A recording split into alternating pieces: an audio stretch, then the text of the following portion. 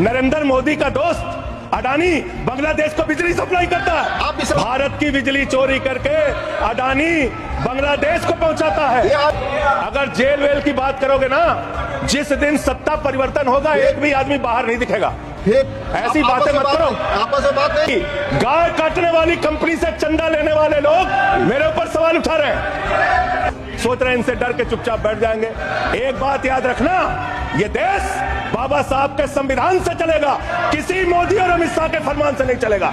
याद रखना इसको। प्रभु श्री राम है, आपने उनके लिए गाना बना दिया। जो राम को लाए हैं हम उनको लाएंगे। बताइए आप, यहाँ पर बैठा हुआ कोई व्यक्ति क्या इस हैसियत में है कि वो राम को ला सकता है? नहीं, भगवान श्री राम हम सबको लेके आए हैं। भगवान इंसान को लेके आता है, कोई इंसान भगवान को नहीं ला सकता। कि तुम्हारी पोल पट्टी खोलने लग जाए तो क्या हो, तुम्हारी पोल पट्टी खोलने लग जाए तो क्या हो, अगर मंदिर की मूरत बोलने लग जाए तो क्या हो, बताओ ब्रह्म बेला में जहां तुम पाप धोते हो वही सरयू का पानी खौलने लग जाए तो क्या। अयोध्या हारे आप, जहां जहां से प्रभु श्री राम गुजरे थे वो सारी सीटें आप लोग हार गए। 1925 की संस्थाएं, 100 साल हो गए, 100 साल पुरानी संस्थाएं, वहां से निकले आप। 100 साल हो गया लेकिन दिमाग अभी भी बच्चों का, अभी बच्चों की तरह खेल रहे हैं। भ्रष्टाचारी को नहीं छोड़ूंगा, ये मोदी की गारंटी है। सारे भ्रष्टाचारियों को बीजेपी में शामिल करूंगा, ये प्रधानमंत्री की गारंटी है। ये गारंटी है आपकी। चंदा दो धंधा लो स्कीम मत चलाइए। इलेक्टोरल बॉन्ड में आपका पर्दाफाश हो चुका है। 3,02,000 करोड़ रुपए के ठेके अलग अलग कंपनियों को दिए गए, जिनसे इलेक्टोरल बॉन्ड के नाम पे पैसा लिया गया। इसकी जांच होनी चाहिए। हम आ भी भरते हैं तो हो जाते हैं बदनाम, और वो कत्ल भी करते हैं तो चर्चा नहीं होता। आप लोग सबको गालियां देने लगते हैं। लोकतंत्र में अच्छी चीज नहीं माने। कभी मुसलमानों को गाली दो, कभी सिखों को गाली दो, कभी ईसाइयों को गाली दो। भारत के प्रधानमंत्री महंगाई पे बात नहीं करते महोदया, बेरोजगारी पे बात नहीं करते महोदया, किसानी पे बात नहीं करते। इस देश के अंदर अग्निवीर योजना के कारण भारत की सीमा को कमजोर करने का आपने काम किया, उस पर बात नहीं करते। भारत के प्रधानमंत्री बड़े अफसोस के साथ कहना पड़ रहा है, कभी मुगल पे बात करते हैं, कभी मटन पे बात करते हैं, कभी मदरसा पे बात करते हैं, कभी मछली पे बात करते हैं। और हद तो तब हो गई जब देश के प्रधानमंत्री मुजरा जैसे शब्द का इस्तेमाल करते हैं। शर्म आती है। दुनिया के सबसे बड़े लोकतंत्र के प्रधानमंत्री ऐसी भाषा का इस्तेमाल कर रहे हैं। इस चुनाव के अंदर हमने देखा विपक्ष के नेताओं को पकड़ पकड़ के कैसे जेल में डाला गया। ईडी का, सीबीआई का, जांच एजेंसियों का दुरुपयोग करके राज्यों के मुख्यमंत्री को जेल में डाला गया, मंत्रियों को जेल में डाला गया। इस चुनाव में हमने देखा हमारे दिल्ली के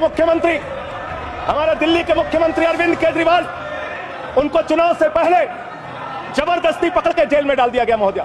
और मुद्दा क्या बनाया? तथाकथित शराब घोटाला। आज मैं आपके सामने इस सदन में बताना चाहता हूं महोदया, शराब घोटाला किसने किया? शराब घोटाला शरद रेड्डी से 60 करोड़ रुपए की रिश्वत लेने वाले भारतीय जनता पार्टी के लोगों ने किया है। आप लोगों ने इलेक्टोरल बॉन्ड के जरिए चंदा लेने का काम, रिश्वत खाने का काम, भ्रष्टाचार करने का काम किया है। शराब घोटाला तुमने किया है। शराब घोटाले की बात करते हैं महोदया। दिल्ली के मुख्यमंत्री को ईडी कोर्ट ने जमानत दी महोदया। ईडी कोर्ट ने कहा अरविंद केजरीवाल निर्दोष है। महोदया, ये रिश्वतखोर लोग हैं, ये रिश्वतखोर है, ये बेईमान है, ये भ्रष्टाचारी है महोदया, ये भ्रष्टाचारी है। भ्रष्टाचारियों को बोलने की हैसियत नहीं होनी चाहिए महोदया। ये भ्रष्टाचारी है, ये बेईमान है, इन्होंने शराब घोटाला किया है, 60 करोड़ की रिश्वत खाई है।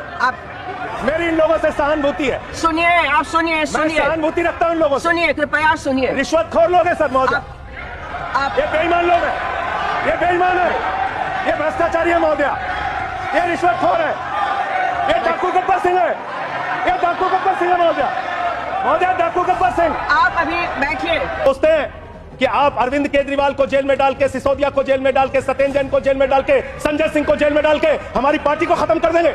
ये होने वाला नहीं है, ये कतई होने वाला नहीं है। याद रखना, इस शरीर के 100 टुकड़े भी कर देंगे आप तो आपके सामने झुकने वाले नहीं है। आपसे लड़ेंगे और जीतेंगे। आप डालिए उत्पीड़न, कीजिए जितना करना चाहते हैं आप कीजिए उत्पीड़न। 6 महीने जेल में रखा आपने सोचा आपके सामने नतमस्तक हो जाएंगे?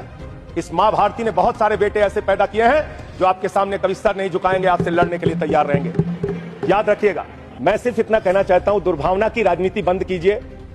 अगर आपको भारत के लोकतंत्र को मजबूत बनाना है, भारत के संविधान को मजबूत बनाना है, तो सत्ता पक्ष का भी महत्व है, प्रतिपक्ष का भी महत्व है।